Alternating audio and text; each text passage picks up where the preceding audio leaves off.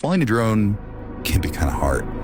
So instead of wasting your time and money crashing a real drone, dry fire your drone by spending some time in a simulator.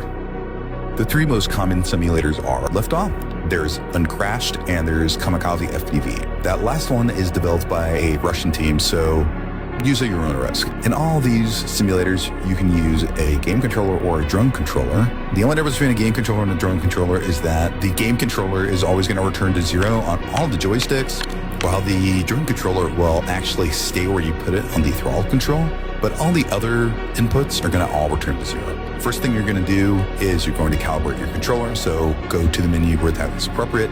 Here in Liftoff, it's under Settings.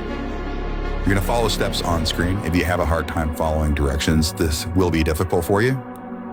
But once you've done that, you go ahead and hop into the sim and start flying. You should expect to crash a whole lot at first, but give it about 15 minutes of just sucking. And after you suck for about 15 minutes, you will eventually blow. Second order effects had us flying after about 30 minutes of sim time. For me, it took me about 2 hours in the sim before I got really comfortable. I still sucked, but I could keep it in the air. Let's go over the controls for a drone real quick because this is a little different from what you might be used to.